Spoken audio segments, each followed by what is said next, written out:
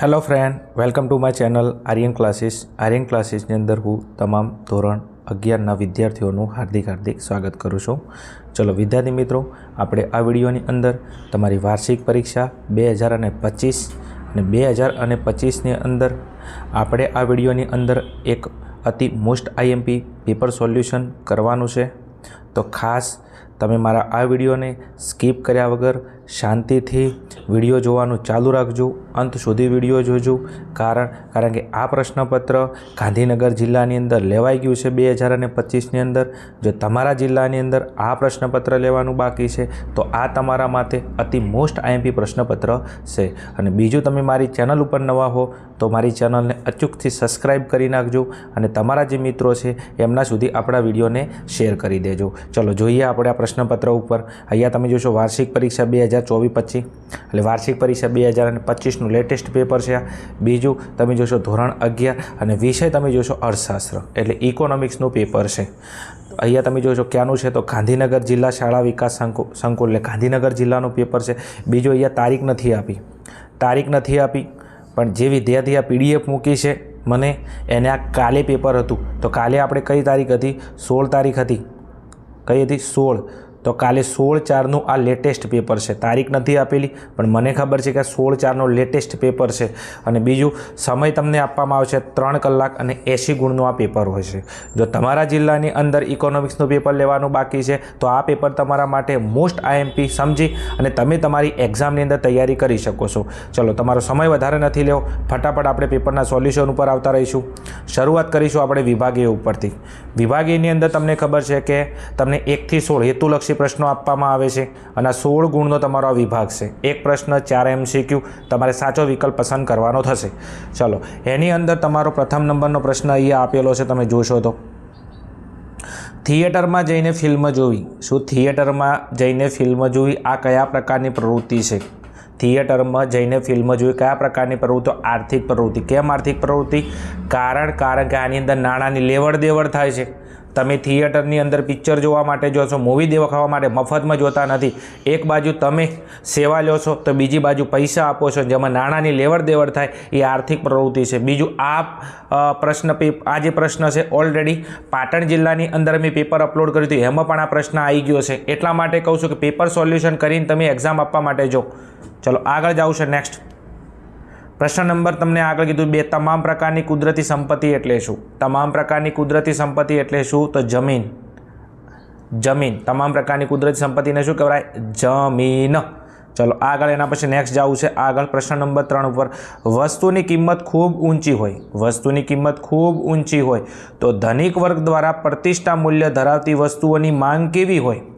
વસ્તુની કિંમત ખૂબ ઊંચી હોય તો ધનિક વર્ગ એની પ્રતિષ્ઠા મૂલ્ય ધરાવતી વસ્તુઓની માંગ કેવી કરશે? તો વધુ કરશે.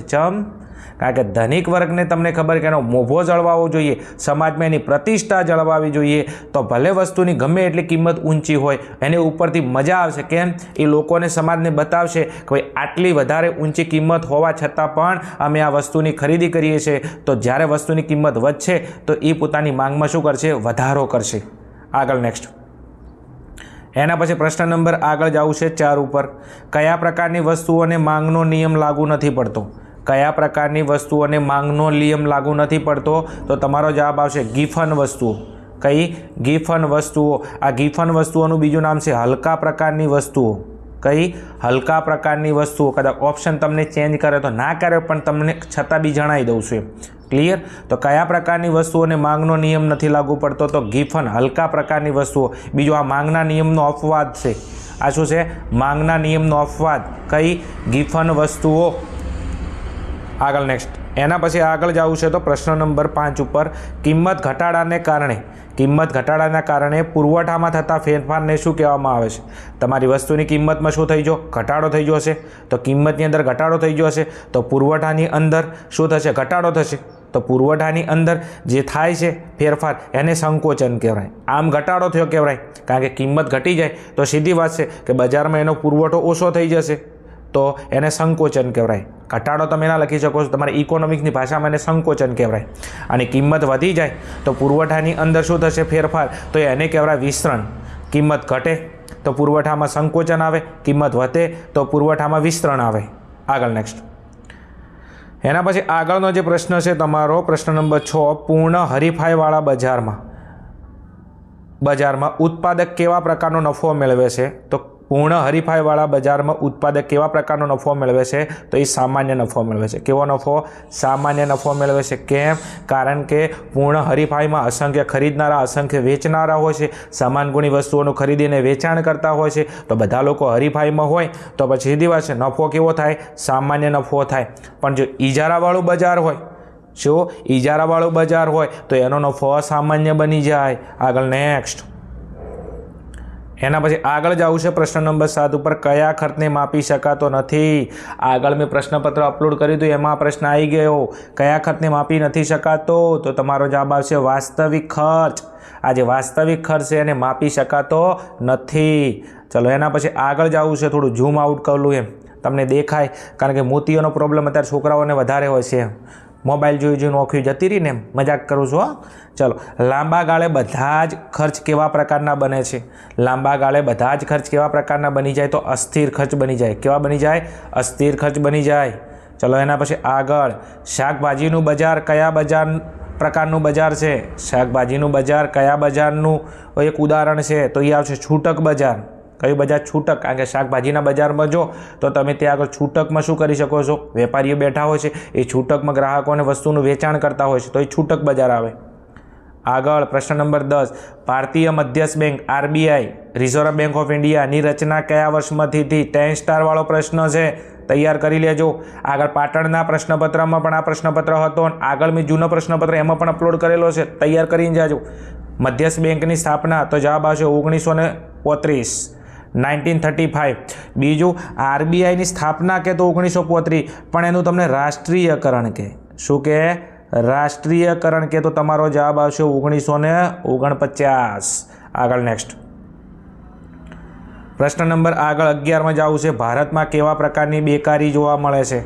ભારતમાં કેવા પ્રકારની બેકારી જોવા મળે? તો માળખાગત બેકારી. કેવી? માળખાગત બેકારી. ભારતમાં કેવા પ્રકારની બેકારી? તો માળખાગત બેકારી. પણ ભારતમાં કેવા પ્રકારની ગરીબી પૂછે?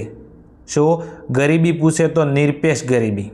ભારતમાં કેવા પ્રકારની બેકારી? તો માળખાગત. પણ ભારતમાં એવું પૂછે કેવા પ્રકારની ગરીબી? તો તમારો જવાબ આવશે નિરપેક્ષ ગરીબી. બાજુની અંદર એટલા માટે સમજાવવું પડે છે કારણ કે આપણે ઇન્ટેલિજન્ટ છીએ, આપણે બહુ હોશિયાર છીએ, એટલે આપણે બધું ઇકોનોમિક્સ આવડે છે. સમજો એમ, એટલા માટે મારે બાજુમાં સમજાવવાની જરૂર પડે. સમજી જાઓ સાહેબ શું કહેવા માગે. આગળ નેક્સ્ટ, નીચેનામાંથી કયો ઉદ્યોગ જાહેર ક્ષેત્ર માટે હવે અનામત છે? નીચેનામાંથી કયો ઉદ્યોગ જાહેર ક્ષેત્ર માટે અનામત છે? એટલે આ જાહેર ક્ષેત્ર પાસે, સરકાર પાસે છે. ખાતર તો નથી, આ તો પ્રાઇવેટવાળાને આપી દીધું. ટેલિવિઝને પ્રાઇવેટવાળાને આપી દીધું. મોટરકારે પ્રાઇવેટ આપી દીધું. આ રેલવે, તમે જુઓ, આ રેલવે હજી કોની માલિકીની છે? સરકારી માલિકીની છે. એટલા માટે તમે એક જગ્યાએથી બીજી જગ્યાએ મુસાફરી કરો છો એટલે ભાડું ઓછું છે, કારણ કે આ કોણ ચલાવે? સરકાર ચલાવે છે. સમજો. બાકી આ બધાનું ખાનગીકરણ થઈ ગયું છે. સરકાર પાસે હાલ અનામત પેટે એક રેલવે નામનો એક જાહેર ક્ષેત્રનો એક ઉદ્યોગ પડ્યો છે. નેક્સ્ટ, આવો પ્રશ્ન આવે એટલે પોલિયો થઈ જાય. 13મો પ્રશ્ન, રાજકોટનો કોઈ ઉત્પાદક સુરતના વેપારીને X વસ્તુનું વેચાણ કરે છે. રાજકોટનો વેપારી છે, સુરતના વેપારીને શું કરે છે? વસ્તુનું વેચાણ કરે છે. બીજું, એક જ રાજ્યની અંદર આ બંને શું જિલ્લા આવેલા છે? તો મગજમાં રાખજો. તમને ખબર છે કે કઈ કઈ GST આવશે? એ તમારા મગજમાં સેટઅપ હોવું જોઈએ. એક જ રાજ્યની અંદર છે, X વસ્તુની કિંમત 100 રૂપિયા હોય અને X વસ્તુ પર 18% GSTનો દર હોય તો તેને કેટલા રૂપિયા SGST લાગશે? તો તેને કેટલા રૂપિયા SGST લાગશે? તો તમારો જવાબ આવશે 36 રૂપિયા. કેટલા આવશે? 36 રૂપિયા. બરાબર છે. થોડો કેલ્ક્યુલેશન મારી અને પ્રશ્ન ટેલી કરી લેજો. બહુ મોસ્ટ ઇમ્પોર્ટન્ટ ક્વેશ્ચન છે. 18 + 18 એટલે કેટલા? 36. નેક્સ્ટ, એના પછી આગળની અંદર જવું છે તો પ્રશ્ન નંબર 14 છે આપણો, રાષ્ટ્રીય આવકની ગણતરીમાં શું ધ્યાનમાં લેવાય છે? રાષ્ટ્રીય આવકની ગણતરીમાં શું ધ્યાનમાં લેવાય છે? તો સ્વવપરાશની વસ્તુઓ. શું? સ્વવપરાશની વસ્તુઓ. ચલો આગળ નેક્સ્ટ. એના પછી આગળ પ્રશ્ન નંબર છે 15, દેશી ગાયના 1 ગ્રામ ગોબરમાં કેટલા કરોડથી પણ વધારે સૂક્ષ્મજીવો? 10 સ્ટાર વાળો પ્રશ્ન આગળ આવી ગયેલો છે. દેશી ગાયના 1 ગ્રામ ગોબરમાં કેટલા કરોડથી પણ વધારે સૂક્ષ્મજીવો? તો 300 કરોડથી પણ વધારે. જો દેશી ગાયનું 1 ગ્રામ ગોબર હોય ને, દેશી ગાય તમને ખબર છે ગામડાની અંદર દેશી ગાયો વધારે હોય તો એનું ગામડાની અંદર 1 ગ્રામ ગોબર હોય તો એમાં કેટલા કરોડથી 300 કરોડથી પણ વધારે સૂક્ષ્મ જીવો. વિચાર તો કરો લ્યા ભાઈ, બહુ મોટી વાત છે. હેડ એના પછી નેક્સ્ટ છે પ્રશ્ન નંબર 16. આચ્છાદનના કેટલા પ્રકાર પડે છે? આચ્છાદનના કેટલા પ્રકાર પડે? તો તમારો જવાબ આવશે 3 પ્રકાર. કેટલા? 3 પ્રકાર પડે છે. ચલો વિદ્યાર્થી મિત્રો, આ હતું આપણું વિભાગ એનું સોલ્યુશન. નેક્સ્ટ જવું છે વિભાગ બી ઉપર. ચલો વિભાગ બીની અંદર અહીંયા સૂચના કીધી છે 17 થી 24ના પ્રશ્નોના એક વાક્યમાં ઉત્તર આપો, પ્રત્યેકનો 1 ગુણ. ને તમને ખબર છે આ આપણો 8 ગુણનો વિભાગ આવે છે. વિભાગ બી 8 ગુણનો આવે છે. તમારે ઇકોનોમિક્સમાં સારામાં સારું સ્કોરિંગ કરવું હોય, મતલબ 80માંથી 80 માર્ક્સ લાવવા હોય તો બી આવી શકે છે એમ. કારણ કે મારા એક વિદ્યાર્થીને વાર્ષિક પરીક્ષામાં રિઝલ્ટ નથી આવ્યું, પણ સ્કૂલમાં શિક્ષકે માર્ક્સ આપી દીધા છે. 80માંથી 80 ગુણ આવ્યા છે. સમજો એમ બાય ડિફોલ્ટ હો ભયા. મારા એક વિદ્યાર્થીને હાલ જે વાર્ષિક પરીક્ષા લેવડાની એમાં 80માંથી 80 માર્ક્સ આવ્યા છે. તો એ વિદ્યાર્થી એક જ વસ્તુ કરી કે એબીની અંદર જેટલો પણ વધારે મેક્સિમમ પેપર સોલ્યુશન કરે છે, લગભગ 8 થી 10 અલગ અલગ જિલ્લાના પેપર સોલ્યુશન કરી નાખે, જેના કારણે એ અને બીની અંદર એક પણ પ્રશ્ન ખોટો નથી. બીજું, હોશિયાર વિદ્યાર્થી કરતાં એ અને બીની અંદર હાચવી લે ને ભયા, તો આગળ તો તમે તૈયારી કરેલી હોય ને તો તમને 100% આવડતું હોય, પણ એ અને બીની અંદર તમારે ચોકસાઈ રાખવી પડે. ચલો નેક્સ્ટ પ્રશ્ન નંબર 17. મીઠાની માંગનો પ્રકાર જણાવો. મીઠાની માંગનો પ્રકાર જણાવો. તો મીઠાની માંગનો પ્રકાર અહીંયા તમારો જવાબ આવશે મૂલ્ય અનપેક્ષ. શું આવશે? મૂલ્ય અનપેક્ષ. આ નહીં આવે. મીઠાની માંગનો પ્રકાર તો જવાબ આવશે મૂલ્ય અનપેક્ષ માંગ. શું આવશે? મૂલ્ય અનપેક્ષ માંગ. તૈયાર કરી નાખજો, બહુ ઇમ્પોર્ટન્ટ પ્રશ્ન છે. બીજું, આવો પ્રશ્ન જો ડીપમાંથી નીકળે છે, મીઠાની માંગનો પ્રકાર જવાબ આવશે મૂલ્ય અનપેક્ષ માંગ. ચલો બીજું, કદાચ તમને રેફ્રિજરેટર પૂછે. શું પૂછે? રેફ્રિજરેટર. આ રેફ્રિજરેટર એટલે ફ્રીજની માંગ પૂછે તો તમારો જવાબ આવશે મૂલ્ય સાપેક્ષ માંગ. મગજમાં રાખજો, આની જગ્યાએ મીઠાની જગ્યાએ તમને રેફ્રિજરેટર પૂછે તો એની માંગ કઈ આવશે? મૂલ્ય સાપેક્ષ માંગ આવશે. ચલો બાકી આપણા જવાબમાં શું આવશે? મૂલ્ય અનપેક્ષ માંગ આવશે 17માં. ચલો એના પછી પ્રશ્ન નંબર 18. પુરવઠાનો નિયમ કયા પ્રકારની વસ્તુઓ માટે અપવાદ છે? પુરવઠાનો નિયમ કયા પ્રકારની વસ્તુઓ માટે અપવાદ છે? તો તમારો જવાબ આવશે અલભ્ય અને નાશવંત વસ્તુ. કઈ? અલભ્ય અને નાશવંત વસ્તુઓ. સમજો. હવે કોકને એવું લાગતું છે, બીજો આમાંથી બીજો પ્રશ્ન નીકળ્યો છે કે અલભ્ય નાશવંત વસ્તુઓને પુરવઠાનો નિયમ કેમ લાગુ નથી પડતો? કારણ કે એટલા માટે લાગુ નથી પડતો કારણ કે આવી વસ્તુઓની કિંમત વધવા છતાં તેના પુરવઠામાં વધારો કરી શકાતો નથી. આ અલભ્ય વસ્તુ જે નાશવંત વસ્તુ છે, ભલે બજારમાં એની કિંમત વધી જી, પણ એના પુરવઠાની અંદર તમે વધારો ના કરી શકો, એટલા માટે આવી વસ્તુઓને પુરવઠાનો નિયમ લાગુ પડતો નથી. બીજું એમાં શું આવે તો એની અંદર જોશો તો ફળ આવે, સમજો. બીજું ઈંડા આવે, શાકભાજી આવે. આ બધી અલભ્ય વસ્તુઓ છે કારણ કે લાંબા સમય સુધી એને સંગ્રહ ના કરી શકો, સમજો. એટલા માટે ભલે બજારમાં એની ગમે એટલી કિંમત વધી જાય પણ એના પુરવઠામાં વધારો કરી શકાય નહીં. ઘણા બધા ક્વેશ્ચન આવી જાય બાજુમાં. ચલો એના પછી નેક્સ્ટ છે સમાન ગુણી વસ્તુઓનો અર્થ આપો. સમાન ગુણી વસ્તુઓનો અર્થ એકદમ ઇઝી પ્રશ્ન છે, તો એની વ્યાખ્યા બોલું છું, ધ્યાન આપજો. જે વસ્તુઓનું રંગ, રૂપ, ગંધ, કદ, આકાર, સ્વાદ, વજન, ગુણવત્તા આ બધું એક સરખું હોય તો એવી વસ્તુઓને સમાન ગુણી વસ્તુઓ કહેવામાં આવે છે. જે વસ્તુઓનું રંગ, રૂપ, ગંધ, કદ, સ્વાદ, આકાર, વજન, ગુણવત્તા આ બધું કેવું હોય? એક સરખું હોય. જેવું હોય? એક સરખું હોય એવી વસ્તુઓને સમાન ગુણી વસ્તુઓ કહેવામાં આવે છે. તૈયાર કરી નાખજો. એના પછી પ્રશ્ન નંબર 20. ભારત કેવી ગરીબીની સમસ્યા ધરાવતો દેશ છે? ભારત કેવી ગરીબીની સમસ્યા ધરાવતો દેશ છે? તો નિરપેક્ષ ગરીબી. કઈ ગરીબી? નિરપેક્ષ ગરીબી. આગળ મેં ઓલરેડી MCQમાં કીધું હતું કે ભારતમાં કેવા પ્રકારની ગરીબી જોવા મળે છે? તો નિરપેક્ષ ગરીબી. બીજું આની જગ્યાએ એવો પ્રશ્ન પૂછે તમને કે વિકાસશીલ દેશોમાં કેવા પ્રકારની ગરીબી જોવા મળે છે? તો ભારત વિકાસશીલ છે. ભારત શું છે? વિકાસશીલ છે. તો ભારત વિકાસશીલ, તો વિકાસશીલ દેશોમાં પણ કઈ ગરીબી આવે? નિરપેક્ષ ગરીબી. આગળ નેક્સ્ટ પ્રશ્ન નંબર 21ની અંદર જવું છે તો કીધું છે આર્થિક સુધારા એટલે શું? તો આર્થિક સુધારાની વ્યાખ્યા કીધી છે, એકદમ બીજી વ્યાખ્યા હું બોલું છું, ધ્યાન આપજો. આર્થિક સુધારા એટલે આર્થિક નીતિઓના પરિવર્તનને. શું? આર્થિક નીતિઓના આર્થિક નીતિઓના પરિવર્તનને આર્થિક સુધારા કહેવામાં આવે છે. આર્થિક નીતિઓના પરિવર્તનને આર્થિક સુધારા કહેવામાં આવે છે. તમને ખબર છે કે 1991માં આર્થિક સુધારા કર્યા હતા. ક્યારે? 1991માં આર્થિક સુધારા કર્યા હતા. એમાં 3 સુધારા હતા. કયા? ઉદારીકરણ, ખાનગીકરણ, વૈશ્વિકીકરણ. આખું ચેપ્ટર છે, તમે જોઈ લેજો. ચલો એના પછી નેક્સ્ટ છે પ્રશ્ન નંબર 22. આરોપિત ભાડું એટલે શું? 10 સ્ટાર વાળો પ્રશ્ન તૈયાર કરી લેજો. આરોપિત ભાડું એટલે શું? તો અહીંયા હું એની વ્યાખ્યા બોલું, ધ્યાન આપજો. પોતાનું મકાન બીજાને ભાડે આપ્યું હોય, પોતાનું મકાન બીજાને ભાડે આપ્યું હોય તો જે ભાડું મળી શકે તેને આરોપિત ભાડું કહેવામાં આવે છે. પોતાનું મકાન છે, તમારું પોતાનું મકાન છે, આ મકાન તમે બીજાને ભાડે આપ્યું હોય તો એ જે ભાડું મળી શકે છે એને આરોપિત ભાડું કહેવામાં આવે છે. ચલો નેક્સ્ટ. એના પછી પ્રશ્ન નંબર 23 છે. જીએસટી કાઉન્સિલના અધ્યક્ષ કોણ હોય છે? 10 સ્ટાર વાળો પ્રશ્ન તૈયાર કરી લેજો. પાટણમાં પણ આ પ્રશ્ન હતો. જીએસટી કાઉન્સિલના અધ્યક્ષ કોણ હોય છે? તો તમારો જવાબ આવશે દેશના નાણામંત્રી. કોણ હોય છે? દેશના નાણામંત્રી. જીએસટી કાઉન્સિલના અધ્યક્ષ પૂછે તો દેશના નાણામંત્રી. આગળ નેક્સ્ટ. એના પછી આગળ પ્રશ્ન નંબર 24 છે. તીવ્ર ગરમી ઠંડીમાં અળસિયાને રક્ષણ આપવાનું કાર્ય કોણ કરે છે? તીવ્ર ગરમી હોય, તીવ્ર ઠંડી હોય તો અળસિયાને રક્ષણ આપવાનું કામ કોણ કરે છે? તો તમારો જવાબ આવશે જમીન. કારણ કે અળસિયા ચો હોય જમીનની નીચે હોય, સમજો, જમીનની અંદર હોય. તો ગમે એટલી ગરમી પડતી હોય, ગમે એટલી ઠંડી પડતી હોય તો અળસિયાને રક્ષણ કોણ આલે છે? જમીન આલે છે.